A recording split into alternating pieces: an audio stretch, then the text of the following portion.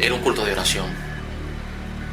Meditaba en la terrible apatía e indiferencia de muchos de mis hermanos que hacen vida en la congregación. Ya desde hace varias semanas se hace cada vez más evidente la ausencia de muchos en los servicios dominicales. La atmósfera espiritual se torna cada vez más pesada durante la oración. El director de alabanza parece que escala una empinada montaña en su intención en que la congregación cante con libertad y de corazón. Sumergido en mis cavilaciones, recordé ese pasaje en Apocalipsis: pero tengo contra ti que has dejado tu primer amor. Este texto hizo eco en mi mente durante varios días, hasta que llegué a mi casa, me encerré en mi habitación, busqué mi Biblia con la intención de escudriñar este pasaje, porque en cierta forma sentía en mi espíritu que allí estaba la respuesta que revelaba el porqué de la situación de la iglesia. Apocalipsis capítulo 2, los primeros versículos. Yo conozco tus obras y tu arduo trabajo y tu perseverancia, que no puedes soportar a los malos. Has probado a los que dicen ser apóstoles y no lo son. Los has hallado mentirosos. Has sufrido, has sido perseverante, has trabajado arduamente por amor de mi nombre y no has desmayado. Pero tengo contra ti que has dejado tu primer amor. Al leer este texto, me llamó mucho la atención en el versículo 2 y 3. El Señor Jesús alaba el trabajo de defensa apologética de la iglesia de Éfeso. Exalta su actitud de probar a los que se hacen llamar apóstoles y lo han hallado mentiroso. Reconoce sus sufrimientos y constancia, resalta su fidelidad y el gran amor que han manifestado a su nombre, pero luego hace un cambio brusco y radical, una fuerte aceptación porque han dejado el amor que tenían al principio. Me hice de inmediato la pregunta: ¿qué fue lo malo que hicieron? ¿En dónde está su pecado? ¿En qué fallaron para que el Señor les haya hecho esta advertencia tan fuerte? Arrepiéntete y haz las primeras obras, pues si no te arrepientes, pronto vendré a ti y quitaré tu candelabro de su lugar. La respuesta está escondida en dos frases. Recuerda por tanto de dónde has caído y haz las primeras obras. En otras palabras, acuérdate de dónde estabas y las cosas que hacías y regresa a esas actividades. Me puse a investigar cómo era la iglesia de Éfeso en sus inicios. Sus registros están plasmados en el libro de los Hechos capítulo 19. Aquí nos narra que el apóstol Pablo duró un poco más de 2 años en esta zona, y durante su estadía se le predicó el evangelio a toda persona, griego y judío. Muchísimos aceptaron el mensaje. Dios hizo grandes señales y milagros por mano del apóstol. Ocurrieron hechos extraordinarios como en ningún otro lugar. La Biblia nos da el detalle que muchos confesaban sus pecados públicamente. Otros que practicaban la magia trajeron sus libros y los quemaron. Estos manuscritos esotéricos contenían conjuros, hechizos, pócimas y todo tipo de información ocultista recopilada por muchas generaciones. Estos nuevos convertidos ex hechiceros no escatimaron en prenderle fuego a pesar de su alto valor. 50.000 piezas de plata fue el costo de aquella hoguera. Así crecía y prevalecía poderosamente la palabra del Señor y era magnificado el nombre de Jesús. Pero si seguimos leyendo, nos percatamos que hubo un disturbio encabezado por un platero llamado Demetrio. Este fungía como una especie de sindicalista de los orfebres y talladores que fabricaban imágenes de la diosa Diana. Las ganancias de estos artesanos estaban siendo fuertemente afectadas por el hecho de que muchos de esta zona se convirtieron de sus prácticas paganas. Ya no compraban sus imágenes ni comulgaban en los templos de dicha diosa.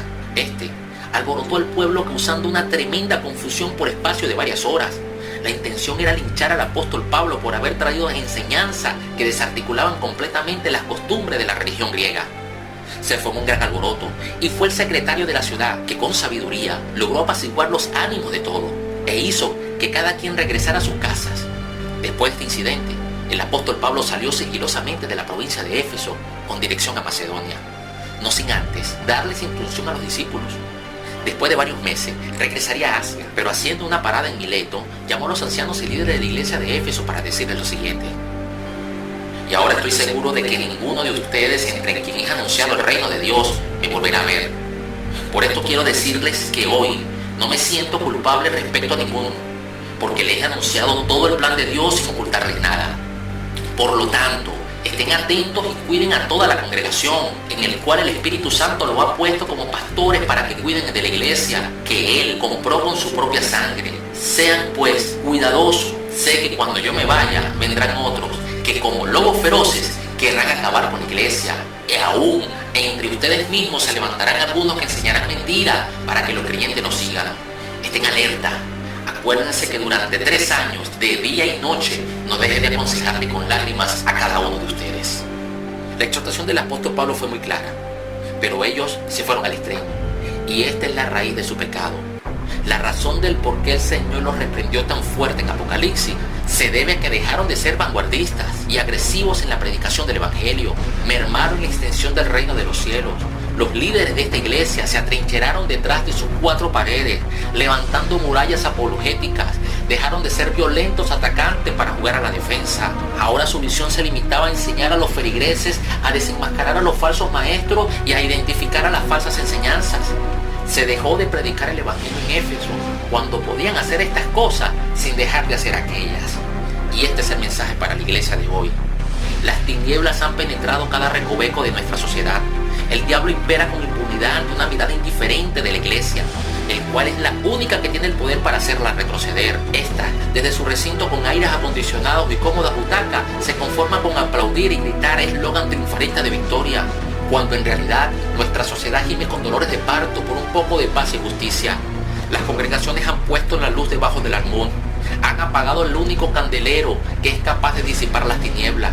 Por eso, el Todopoderoso está molesto con esta iglesia indiferente y egoísta, que solo piensa en ella y en la construcción de sus catedrales. Por esta causa, hay tanta apatía y frialdad dentro de la mayoría de las congregaciones de hoy. Los cristianos están afanados y abocados en la construcción de sus casas artesonadas. Dios ha quitado su gracia y su presencia de muchos lugares que no quieren ser luz, entendiéndose que no quieren ser una referencia de ejemplo moral y ciudadano. Los responsables directos son los líderes, porque para ellos es la reprensión. Ellos son el ángel de la iglesia. El mensaje es directamente para los pastores, ancianos y líderes que llevan el timón de la grey.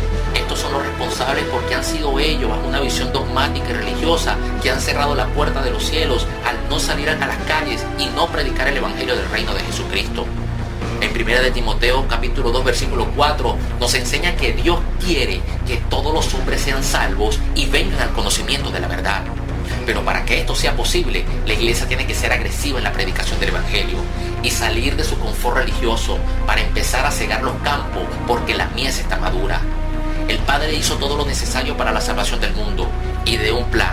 Lo prometió por medio de sus profetas en la antigüedad y lo cumplió por medio del sacrificio de su Hijo Jesucristo. Pero delegó la responsabilidad de pregonar el mensaje a todas las naciones, a nosotros sus discípulos. Y es aquí donde radica el problema. La iglesia ha puesto un tapón, un corcho en la puerta del cielo para que nuestra sociedad no sea salva, al no predicar el mensaje de paz y reconciliación. En Marcos capítulo 1 versículo 15 nos narra que el inicio del ministerio de Jesús fueron con estas palabras: el tiempo se ha cumplido y el reino de Dios se ha acercado. Arrepentíos y creed en el evangelio. Y aquí la dicotomía: ¿cómo creerán si no hay quien les predique? Ángel de la iglesia, pastores de las iglesias, es para ustedes este mensaje. Arrepiéntete y haz las primeras obras, pues si no te arrepientes, pronto vendré a ti y te quitaré tu candelero de su lugar. Salgan de sus cómodos invernaderos con ambientes controlados y prediquen este evangelio a una sociedad agonizante y sedienta por la verdad. Porque si no, sus recintos quedarán vacíos, porque te quitarán tu candelabro. Dios les bendiga.